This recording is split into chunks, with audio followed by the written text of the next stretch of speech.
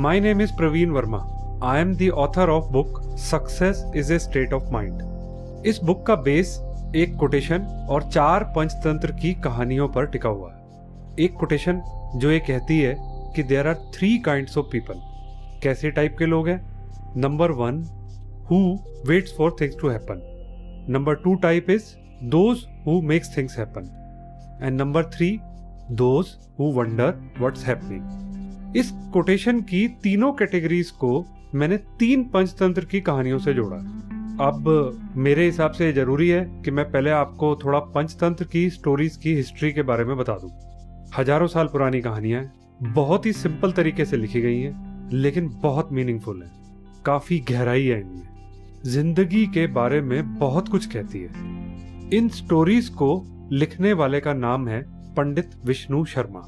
विष्णु शर्मा ने ये जो स्टोरीज थी पंचतंत्र की, ये दरअसल 3 राजकुमारों को कही थी। और उसका पर्पस क्या था? उसका पर्पस यह था कि राजकुमारों को एक अच्छा राजा बनने के लिए तैयार किया जा सके। अब कोटेशन की पहली लाइन क्या कहती है? कोटेशन की पहली लाइन ये बात करती है एक ऐसे आदमी के बारे में, the one who waits for things to happen. जब मैंने पहली बार इस लाइन को पढ़ा तो मुझे लगा कि शायद ऐसे आदमी की बात हो रही है जो कि बिल्कुल सुस्त है, कुछ करना नहीं चाहता और शायद भाग्य में यकीन करता है कि कभी तो उसकी जिंदगी में बाहर आएगी, भगवान उसे भी छप्पड़ फाड़ कर कुछ तो देगा। लेकिन अगर थोड़ा ध्यान से पढ़ो तो है यह उसका बिल्कुल उल्टा।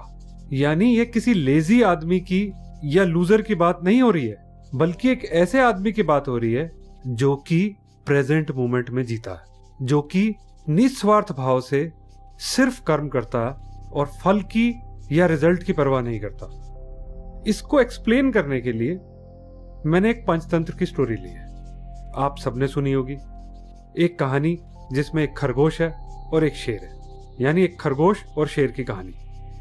कहानी जो बताती है कि एक बार एक जंगल में एक शेर था जो कि जानवरों को मार के खा जाता था। लेकिन होता क्या था कि अक्सर अपनी जरूरत से ज्यादा जानवरों को मार देता था। जंगल के सारे जानवर इससे परेशान होकर एक दिन शेर के पास गए और बोले कि महाराज, आप अपनी जरूरत से ज्यादा जानवरों को मार देते हो, लेकिन अगर हम लोग रोज आपके पास एक जानवर भेज दें तो अपने आप आपकी जो जरूरत है, भूख की जो जरूरत है, वो भी पूरी हो जाएगी और बाकी जानवर भी शांति से रह पाएंगे। अब शेर ने उनकी बात मान ली और जानवरों ने रोज एक एक जानवर भेजना शुरू कर दिया। अब एक दिन खरगोश की बारी आई। अब कहानी कहती है कि जिस दिन खरगोश की बारी आई, उस दिन खरगोश सुबह उठा और शेर के पास जाने के लिए निकल पड़ा। मौसम बहुत अच्छा था, खरगोश मस्ती में था, खेलते खेलते लेट हो गया और उधर शेर इंतजार कर करके गुस्से में आता जा रहा था, क्योंकि उसकी भूख बढ़ती जा रही थी, दिन ढलता जा रहा था और कोई जानवर किसी का नामो निशान नहीं था। अब जब फाइनली खरगोश पहुंचा, तब तक शेर का गुस्सा 7वें आसमान पर था और जब उसने एक छोटे से खरगोश को देखा तो वो बिल्कुल ही आग बबूला हो गया। दहाड़ कर गुस्से में उसने खरगोश से लेट आने का कारण पूछा। अब खरगोश ने कहा कि महाराज, मैं तो टाइम पर निकला था, लेकिन मुझे एक और शेर मिल गया और मैंने उसे बहुत समझाया कि मैं महाराज के पास जा रहा हूं, लेकिन वो कुछ सुनने को तैयार ही नहीं था। ना जाने किस तरह से उसे चकमा देके आ रहा हूं। अब शेर बोला, मेरे जंगल में दूसरा शेर कहां पे है? मुझे अभी लेके चलो वहां पे। अब खरगोश उसे एक कुएं के पास ले गया और बोला, महाराज, दूसरा शेर इस कुएं में छुपा है। शेर ने कुएं में देखा अपनी परछाई को और दूसरा शेर मान के जोर से दहाड़ा। एको वापिस आई। कहानी कहती है कि शेर कुएं में कूद गया और मर गया।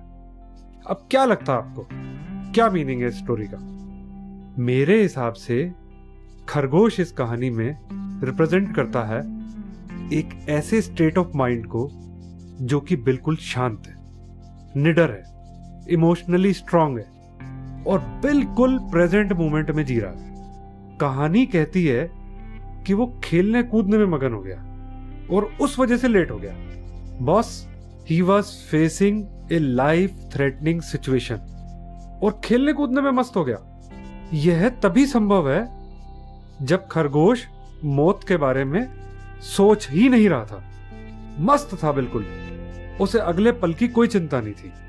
और दूसरी तरफ शेर रिप्रेजेंट करता है एक ऐसे स्टेट ऑफ माइंड को जो अशांत है, इमोशनली वीक है, गुस्से में है और उस गुस्से की वजह से उसके सोचने समझने की शक्ति नष्ट हो चुकी है। अब जब एक शांत, stable, emotionally strong state of mind का सामना अशांत, गुस्से वाले स्टेट ऑफ माइंड से होगा तो यह बताने की जरूरत नहीं कि जीत किसकी होगी।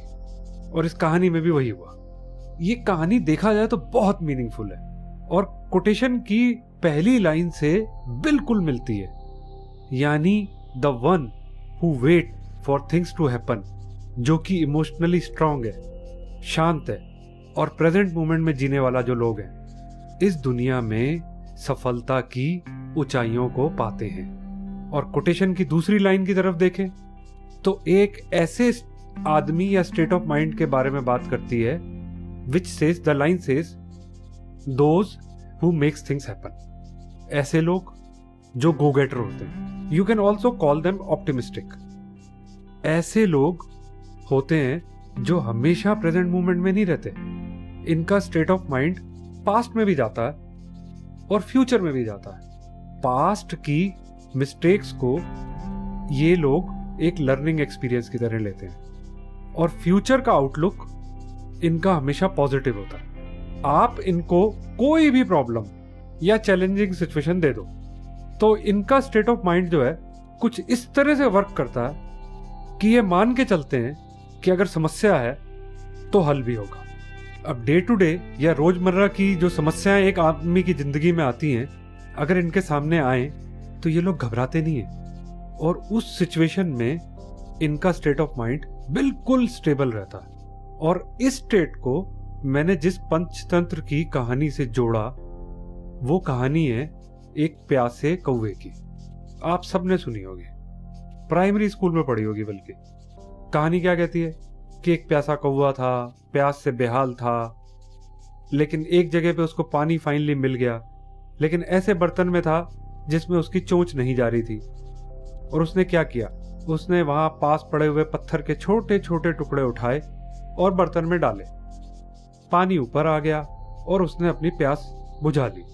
और मोरल ऑफ द स्टोरी जो हमें प्राइमरी स्कूल में पढ़ाया जाता है वो ये कहता है, where there is a will there is a वे।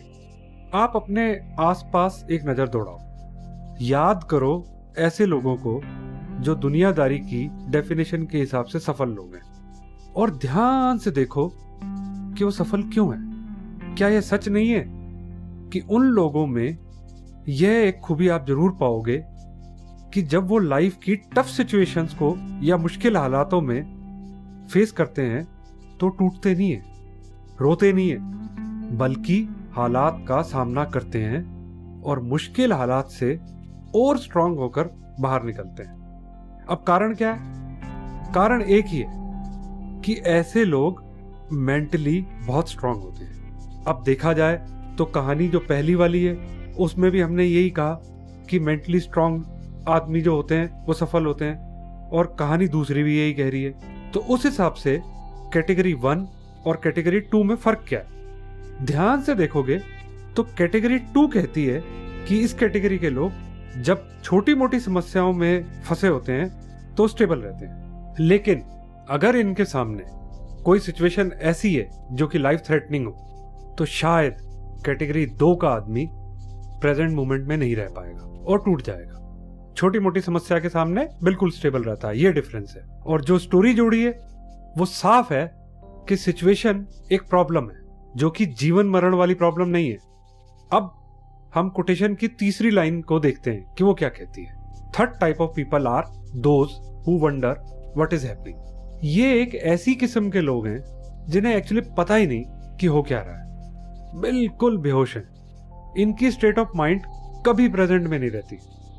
या तो ये हमेशा पास्ट के बारे में सोचते हैं और या फिर ये फ्यूचर के बारे में। ऐसे लोग हमेशा दुखी मिलेंगे, रोते हुए मिलेंगे। और इनके साथ मैंने पंचतंत्र की जो स्टोरी जोड़ी, वो स्टोरी है ग्रीडी डॉग की। सबने सुनी होगी कि कैसे एक कुत्ता हड्डी का टुकड़ा लेके मुंह में लेके एक नदी के पुल को क्रॉस कर रहा था, और जब उसने अपनी रिफ्लेक्शन पानी में देखी तो सोचा कि दूसरे कुत्ते की हड्डी भी छीन लूं। और जैसे ही वो उसको छीनने के लिए भौंका, मुंह खोला और उसकी हड्डी भी गिर गई।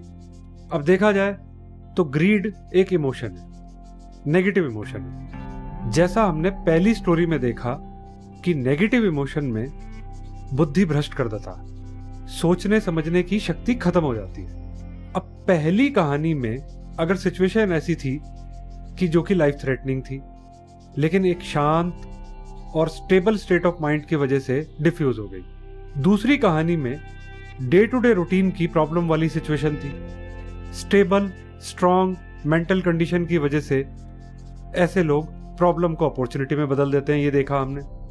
और ये जो अब तीसरे टाइप के लोग हैं, those who wonder what is happening, इनकी जिंदगी में देखा जाए तो कोई समस्या ऐसा सच नहीं है।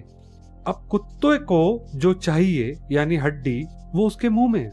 देखा जाए तो उसका टाइम अच्छा चल रहा है, कोई समस्या नहीं है, और अपॉर्चुनिटी उसके मुंह में और उसे पता भी नहीं है। अपने अनस्टेबल स्टेट ऑफ माइंड की वजह से हाथ में जो अपॉर्चुनिटी है उसने वो भी खो दी। अगर आपका माइंड शांत नहीं है और आप इमोशनली और मेंटली स्टेबल नहीं हो तो ऐसा ही होगा। अब ऐसे लोग हाथ में आई अपॉर्चुनिटी खोने के बाद करते क्या हैं? रोते हैं अपनी स्टेट के लिए। जो स्टेट में वो पहुंच गए उसमें दूसरों को दोष देते हैं। और अनफॉर्चुनेटली इस जिंदगी में ज्यादातर लोग इस कैटेगरी में आते हैं। इन 3 पंचतंत्र की कहानियों के थ्रू मैंने यह बताने की कोशिश की है कि कैसे स्टेट ऑफ माइंड आपकी सफलता और असफलता से जुड़ा हुआ है। और इसीलिए मैंने इस बुक को टाइटल दिया success is a state of mind. हालांकि इतने सालों बाद अब मुझे लगता है कि अगर टाइटल होता success and state of mind तो शायद ज्यादा ठीक होता। आखिर में कोई सॉल्यूशन देना भी जरूरी है। मेरा मानना यह है कि हर आदमी तीनों तरह की स्टेट ऑफ माइंड में एक पेंडुलम की तरह घूमता रहता है। आप किस स्टेट ऑफ माइंड में ज्यादातर समय रहते हो उससे आपकी जिंदगी की क्वालिटी तय होती है। अब क्योंकि तीनों कैटेगरीज में फर्क है, वो एक बेसिक फर्क यही है कि शांत और अशांत स्टेट ऑफ माइंड, यानी पेंडुलम का एक कोना शांत और पेंडुलम का दूसरा कोना अशांत, इसके बीच में आप कहां पे हो ये डिसाइड करेगा आपका फेट। तो सॉल्यूशन ऐसा होना चाहिए जो माइंड को अशांति से शांति की तरफ ले जाए। और फिर जो सॉल्यूशन हो वो भी कहानी अगर पंचतंत्र के साथ जुड़ी हो तो ही एप्ट बैठेगा। अब इसलिए मैंने इसकी कहानी ली कछुए और खरगोश की। सबने सुनी होगी कि कैसे कछुए और खरगोश की रेस हुई और कैसे खरगोश भागा, आराम किया, सो गया और फाइनली कछुआ जीत गया। अब यह कहानी असल जिंदगी में अगर खरगोश और कछुए के बीच में होती तो शायद हमेशा खरगोश ही जीतता, लेकिन कहानी में कछुआ जीता। और moral of the story says slow and steady wins the race. और मेरे हिसाब से ये कहानी बिल्कुल ठीक है। क्यों ऐसा कहा मैंने? क्योंकि इस कहानी में खरगोश एक ऐसे स्टेट ऑफ माइंड को रिप्रेजेंट करता है जो कि एंग्शियस है, जल्दी में है, फोकस्ड नहीं है। और दूसरी तरफ कछुआ एक ऐसे स्टेट ऑफ माइंड को बताता है जो कि काम है, शांत है, रिलैक्स्ड है। अब जब ऐसे दो स्टेट ऑफ माइंड का मुकाबला होगा तो आप बताओ कौन जीतेगा? कहने की जरूरत नहीं कि कछुआ तब भी जीता था और कछुआ आज भी जीतेगा। अगर आप लाइफ में सफलता पाना चाहते हो तो slow down your mind, relax your mind. जितना माइंड रिलैक्स होगा, शांत होगा, उतनी ही आपकी प्रोडक्टिविटी बढ़ जाएगी। अब यह कैसे हो, बुक में एक्सप्लेन किया हुआ है। मुझे यह बुक लिखकर अपने अंदर से बहुत खुशी हुई थी। अब यह बात अलग है कि मेरी पहली बुक के मुकाबले यह किताब उतनी पॉपुलर नहीं हुई। आई होप कि यह सुनने के बाद आप इस किताब को पढ़ोगे और शायद ये आपको पसंद आएगी।